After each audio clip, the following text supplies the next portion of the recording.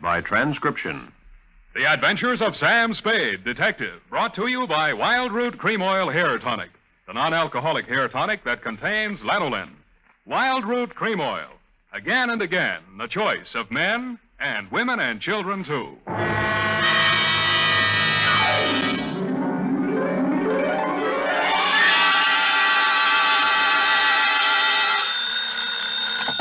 Sam Spade Detective Agency. Me, sweetheart. Sam, where have you been? I've been tasting the bitter with the sweet at Miss Wigginson's School for Girls, sort of a special course in homicidal apiculture. Apiculture? Mm-hmm. There were apes involved? Effie, where is your Latin? Apis, apianus, of or pertaining to bees. Oh, bees, of course. It was a beekeeper? It was a beekeeper-caper. Oh, that's funny, Sam. That's the honey. Effie, put these words down in your little book. Honey, sweetness, hives, combs, etc. Never mention them again. What? Keep things humming, sweetheart, and I'll be right down to drone my way through my report on the queen bee caper.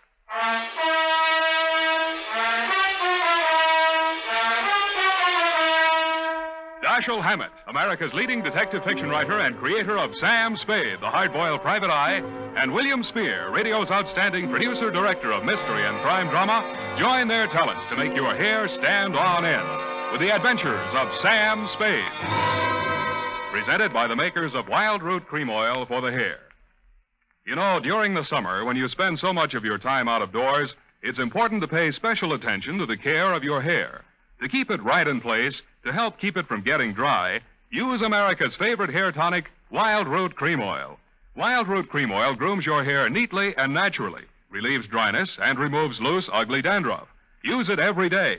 If you've never tried it, ask for it in the 25-cent Get Acquainted bottle, and ask for it by name. Wild Root Cream Oil Hair Tonic. Again and again, the choice of men and women and children, too. And now, with Howard Duff starring as Spade, Wild Root brings to the air the greatest private detective of them all in the Adventures of Sam Spade.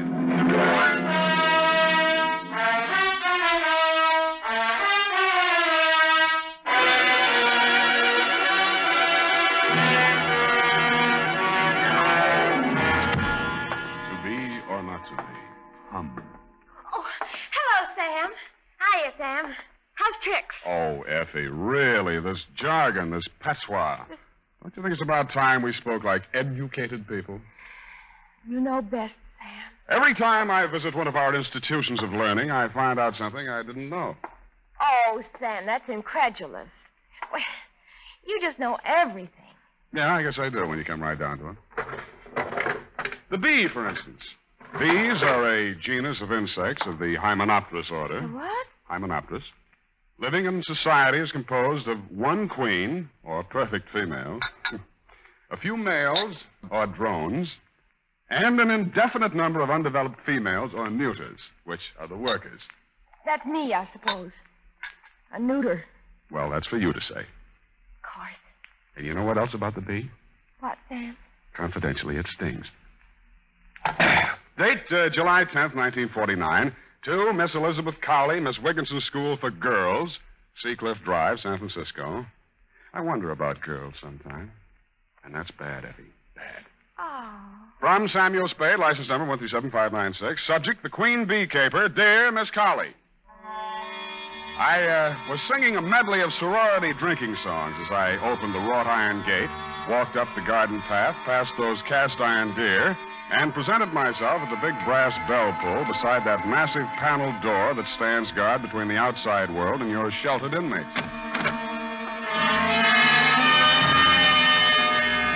A little housemaid wearing dimity let me in and led me to your office. I sat on your chintz-covered sofa and looked at your drapes with their thriving beehive motif and waited for you with my back half turned to the open door. Yeah, hello, how are you?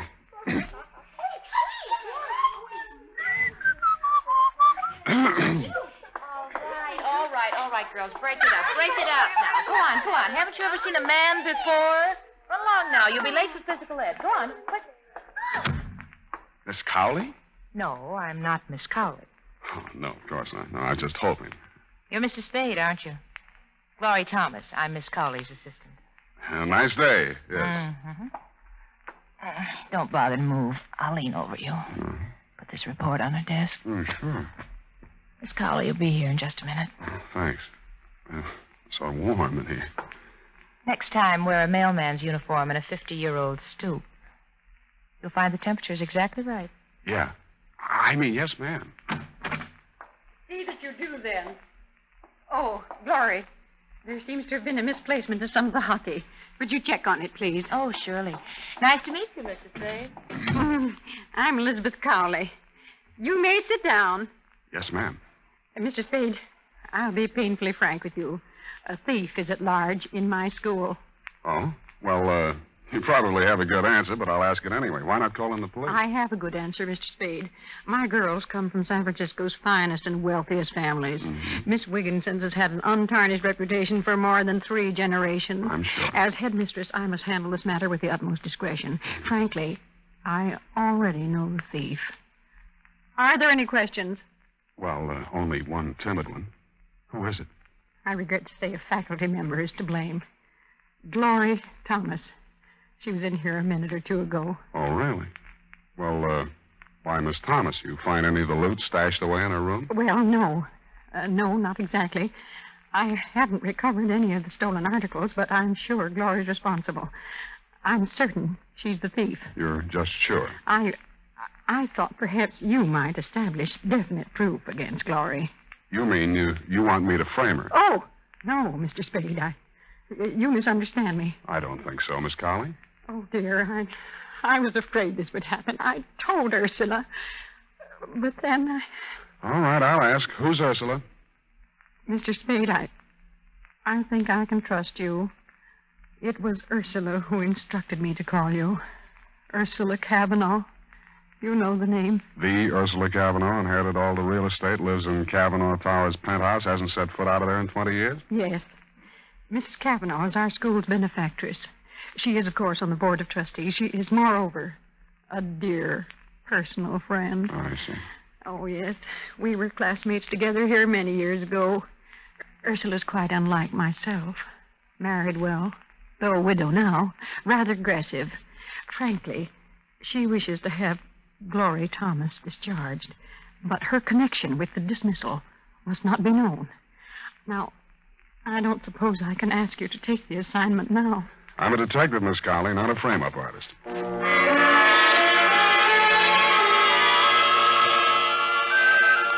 I had to have my name called up from the lobby, and then 2 elevator trips later, I faced her on her penthouse terrace.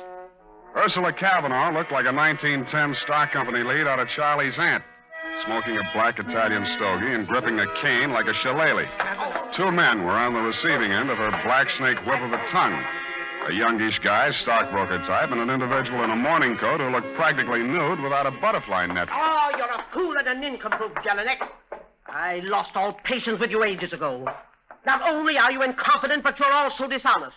Don't mind telling you that when the board of directors meets on Thursday, I intend to instruct them really, to have... Miss Cavanaugh, I've tried not to discommode you in any way. I endeavor in every detail to fulfill my responsibilities as manager of this hotel. Don't interrupt me. Auntie, I think you've got Jelinek and me all wrong. Now, the truth is... The truth is, Gerald, you're both a pair of thieving scoundrels. Now get out, Jelinek, before your weasel face ruins my digestion.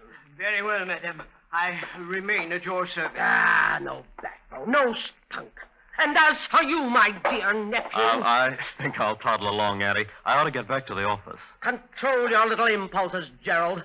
I admire a little larceny in any man, but not at my expense. I was beginning to think I'd become invisible in that rarefied penthouse atmosphere. She hadn't even blinked at me while Jelinek slunk back to the lobby and Gerald toddled along to his office. The terrace was a riot of bloom. I don't know much about flowers, but she must have had them all there. Off to one side, a little man in a blue smock puttered around a wooden structure on a stand. I'd become aware of bees humming amidst the flowers when she finally spoke to me. You're Tom Spade, aren't you? Sam, ma'am, the fun-loving Spade. Picked your photograph out of the other detectives. Looked like you got spunk. Why'd you come here? Curiosity. I met Glory Thomas out at Miss Wigginson's. I liked her. I wanted to see the type that would strong-arm her out of a job from a safe distance. Spunky. Come over here, Mr. Spade. I want to show you something. Piggott, Yes, ma'am. that'll do for now. Work at the other end of the garden for the time being. Yes, ma'am. Oh, Piggott, my gardener and beekeeper. Most taciturn individual. You know what this is? Well, I didn't, but now I can see it's a beehive. Yes, my own beehive. Fresh honey from a tea and fruit cake every afternoon. Fine old tradition. Observe this hive, young man. Honeybees are the most intelligent of all insects, surpassing even the ants. And why? Because one female controls a community of many, many thousands. I'm against it. Yes, Mr. Spade. The queen bee reigns supreme. The males are drones, quite useless. The female workers perform all necessary labor. No waste motion, no dissension. Well, some of my best friends are drones, and I just can't stand I them. think you understand me, Mr. Spade. I wish Gloria Thomas removed from San Francisco for an excellent reason.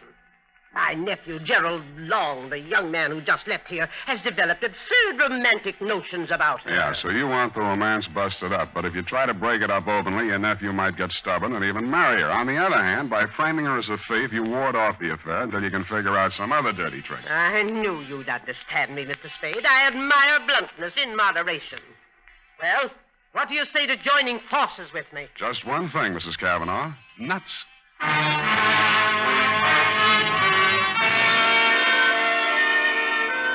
Next morning, I put through a call to Nicholson School for Girls. It had been my intent to talk to you, Miss Colley, to tell you I'd left my hat in your office, but somehow I found myself talking to Glory Thomas. And somehow our talk resulted in a cocktail date at the 10 o'clock Scholar Bar and Lounge. I shouldn't have come, of course. Oh, exam papers to grade, no doubt? Stacks and stacks. Soft velvet-type hands. Well, what's this on them? Stains. I teach our girls chemistry, among other things. Mm-hmm. How about me taking on a night school class for the other things? You're crazy. You don't need any education. Well, I can always use a postgraduate course. You're really crazy, Sam. I needed this. We'll make a night of it. Maybe. Gerald won't object, huh? What's that mean? Who have you been talking to? That hateful old woman? Mrs. Cavanaugh wants to put the boots to you, Glory. She called me in to frame you. I could kill her. Oh, easy now, Glory. Don't talk to me. I thought I could take it. I thought I could be patient and wait while Jerry ironed everything out, but not now, though. I hate that selfish, domineering old woman. I hate her nephew, and I hate you. Well, that'll do to start with, honey. Now let's get down my list. I hate... Oh, let me go. I've had all I can take for one night. Wait a minute, Glory. Hey, you forgot your bag. Hey!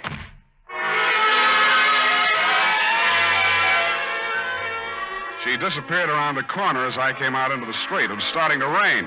As I stepped off the curb, I slipped and turned my ankle. As I limped onto Montgomery Street, I saw her disappearing into one of the tall buildings on my side of the street. It could have been the Cavanaugh Towers. I step and a half into the lobby thereof a few minutes later. As I came in, Jelinek, the manager, was getting off the elevator.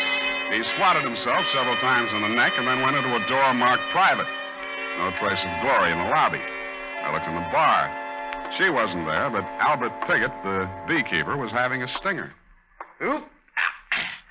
Now I'm beginning to feel good. Hey, who's this?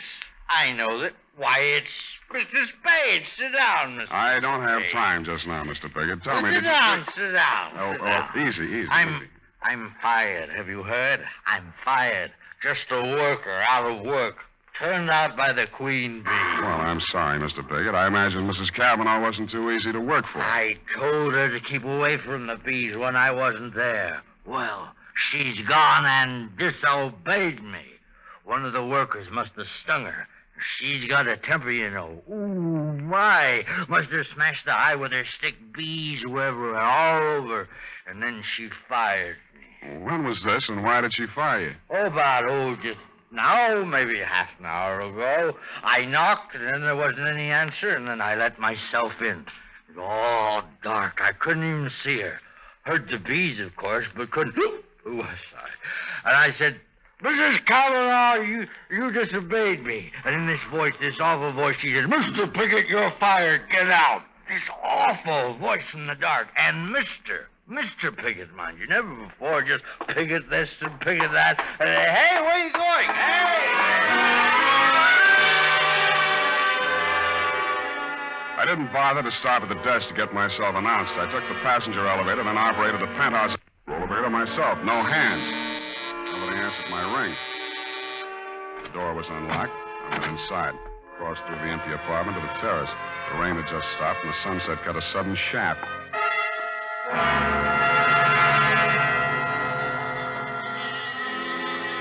First, I heard it, the humming of swarming bees. Then I saw the overturned beehive. Then I saw Ursula Cavanaugh sprawled back in her chair, her stick and Italian stogie on the floor, while the bees clustered greedily over the fruit cake and honey set out on the table. I wondered if those most intelligent of all insects had the answer to Shakespeare's question, "O death, where is thy sting?"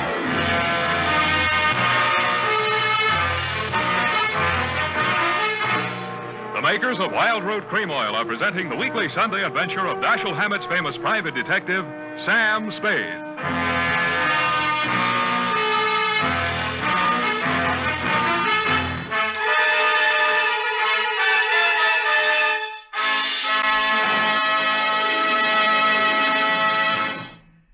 Now, here's important news on good grooming. If you want the well-groomed look that helps you get ahead, socially and on the job, listen. Recently, thousands of people from coast to coast who bought Wild Root Cream Oil for the first time were asked, how does Wild Root Cream Oil compare with the hair tonic you previously used? The results were amazing.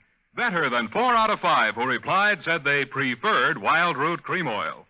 Remember, non-alcoholic Wild Root Cream Oil contains lanolin. It grooms the hair naturally, relieves dryness, and removes loose, ugly dandruff. So if you want your hair to be more attractive than ever before, get the generous new 25-cent size of Wild Root Cream Oil, America's leading hair tonic, on sale at all drug and toilet goods counters. It's also available in larger economy bottles and the handy new tube. By the way, smart girls use Wild Root Cream Oil, too, and mothers say it's grand for training children's hair. Get Wild Root Cream Oil. Again and again, the choice of men and women and children, too.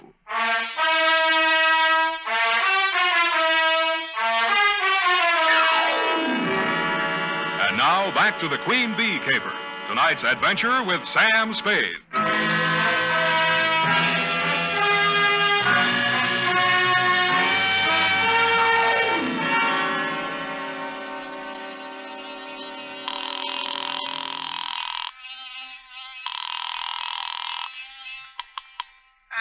Miss Wigginson, Miss Cowley speaking. Sam Spade. Oh, yes. You shouldn't have gone to see Mrs. Cavanaugh. I didn't make any promises, ma'am. Ursula was quite upset by your visit. Called me after you left her. Quite angry about it, Mr. Spade. Oh? She wanted to see me today. Our weekly half-day holiday, you know. But I simply couldn't face her. I'm sorry if I sound... I finally managed to doze off after everyone left for the afternoon. Have you called before? No, this is the first time. I'm at Mrs. Cavanaugh's place right now. Indeed. Does Ursula wish to talk to me? She can't. I beg your pardon? It might be a good idea if you'd come over here, Miss Cowley. Mrs. Cavanaugh's dead. What was that? Mrs. Cavanaugh's dead. And since you're her oldest and closest friend... Yes, Mrs. Spade. I'll come immediately.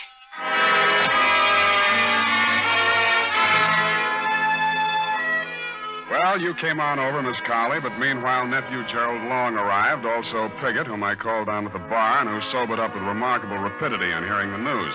Gerald was shaken up by his great aunt's demise. We waited for the family doctor to arrive and watched Piggott entice the bees back into the hive. You turned up soon after and tried to soothe Gerald's nerves. The hotel manager, Jelinek, also flooded in. The doctor diagnosed cause of death as shock from formic acid, the secretion bees inject into the bloodstream with their stingers. We all stood around thinking our various thoughts as the doc voiced this verdict. Piggott was the one who voiced an epitaph. She really knew nothing about bees, you know. The queen bee was all important, she thought. But there's always a rebel in every hive. The queen bee is always deposed sooner or later. The worker bees go on and on, but the queen bee can't reign forever. After that, we all left and went our various ways. Poor old Piggott shouldn't have said that, and he must have been a lot drunker than he seemed, because he was found next morning in his garden in Marin County beside his overturned beehive, a victim like his late employer of fatal bee stings. Jelinek think you'll get away with this? Don't threaten me, Mr. Long. I've been bullied long enough. I don't intend to lose my position here now Mrs. Cavanaugh's gone. I've taken all I could stand from her, and I don't intend to let you walk all over me. I'll do whatever I think needs to be done, Jelinek.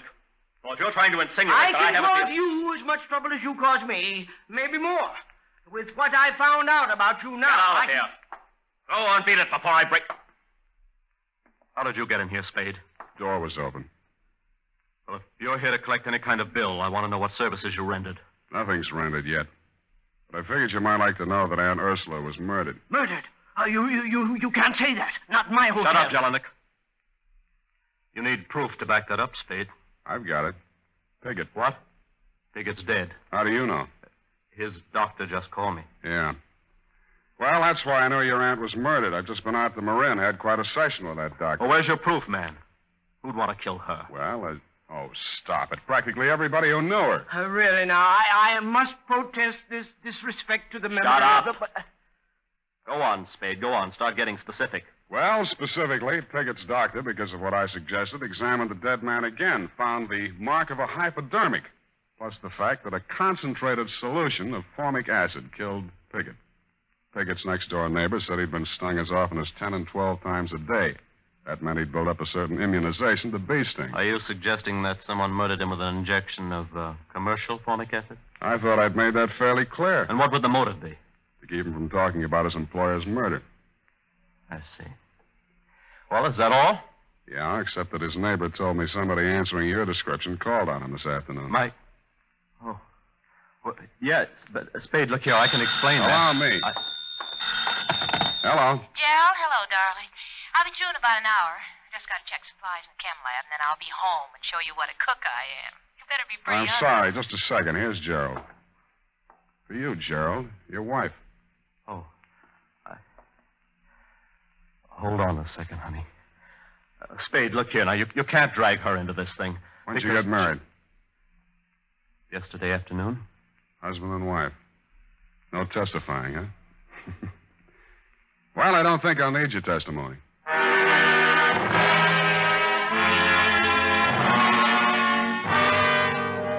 Jelinek's face fell 4 inches into his ascot tie as he heard himself lose exclusive hush money rights to the above information. Pausing only to enjoy a hearty laugh at his discomfiture, I went on to my next and final port of call, Miss Wigginson's School for Girls. This time, there was no girlish tittering as I entered Miss Colley. No dewy young Amazons clutching hockey sticks in their grubby little hands. For a very good reason, as you told me. My girls are dismissed for the day, Mr. Spade. Because of poor Ursula, of course. Really disrupts our routine. First our weekly half-day holiday yesterday, and now today. Yeah, I'd like to talk to Miss Thomas in the chemistry lab, she is, I think. Very well. I'll take you to her. She knows nothing of our first meeting. I've talked to her. Oh, well, in here. Yes? Oh. What do you want? Thought we might talk. There's nothing to talk about. Well, we could talk about this hypodermic needle. Put that down. I'm using it for an experiment. Or, how about a formula, HCOOH or CH2O2? What? That's formic acid. Mm-hmm. Miss Colley, you said yesterday was a half-day holiday. Did Miss Thomas stay here in school? Why, no. She rarely does on Wednesday afternoon. That's why Mrs. Cavanaugh had a visitor, didn't she, Glory? Did she? After you ran away from me? All right. I did go up to see her. I was so mad about what you told me. I intended to hand in my resignation and give her a piece of my mind, and but she was dead when I got there. Oh, Glory, no. And I just got panic-stricken and ran. Yeah, murder's a pretty scary thing. Murder? What do you mean, Mr. Spade? Mrs. Cavanaugh died from a hypodose of formic acid. Somebody familiar with chemistry would use that method. Then that could mean... Mm-hmm. The acid could be made up in this lab. The hypodermic could be this one here. I didn't kill her. I didn't. You say you were scared. You were so scared you ran all the way to City Hall and married her nephew. You found out? Jelinek found out first. He intended to squeal the old lady, but she was dead when he got back. He knew her will disinherited Gerald if he married without her auntie's approval while she was still alive. We married after she was dead. But that didn't matter. After I saw you, I told Jerry if he was any sort of man, he'd marry me, will or no will. He did. And yet this morning he drove over to Marin County to see old Piggott. You think he was trying to shield me? I tell you, she was dead when I got into that room. I don't know anything about Piggott. One moment. I believe I recall that Mr. Piggott said Ursula spoke to him when she discharged him. Glory, you must be mistaken about the time you entered that room. She couldn't have already been dead because... Yes, she could have and was. The killer was almost caught by Piggott. She hid behind the curtain in the dark and spoke to him. Miss Cavanaugh was already dead, but... I see. Mr. Piggott thought it was Ursula's voice, but it was yours, Glory. No, it was yours, Miss Colley. What? You committed both murders. You had access to the murder weapon. You had the half-day holiday to do it in. Mr. Spade... Even at that moment, the finishing school schoolmarm had to say Mr. Piggott. Well, I'm not sorry for it. Ursula misused her power shamefully. And now the queen bee's deposed again. You're brighter than most men, Mr. Spade. You, too, understood the significance of Mr. Piggott's remark last night. Yeah, I could have been a little brighter, a little sooner.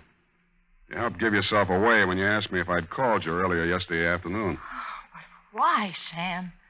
How could she? Well, Cavanaugh bullied her since childhood. Then you came on the staff, and your ability scared her. The queen bee being deposed and whatnot. When Cavanaugh wanted you framed, she saw a chance to get rid of both of you. She hoped her murder would look like an accident, but if it was recognized as murder, you'd be the logical suspect. Oh, you're much too clever, Mr. Spade. Let's get it over with. Yeah, let's. It's up to those drones at homicide from here on in.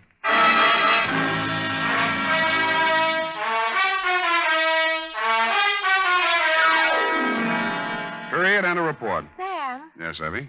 How come Gerald went out to see Mr. Piggott? Well, Gerald didn't care about the will, but he didn't want to boot a fortune out the window either. Glory hadn't told him she'd seen his aunt, so he called on Piggott to find out when Piggott last saw Auntie alive. Go type that up. I am completely well, and when you return, we shall Indian wrestle. Certainly, Sam. And now, listen to this. Shopping note. Tonight or tomorrow, get a family-sized bottle or handy tube of Wild Root Cream Oil, America's favorite hair tonic.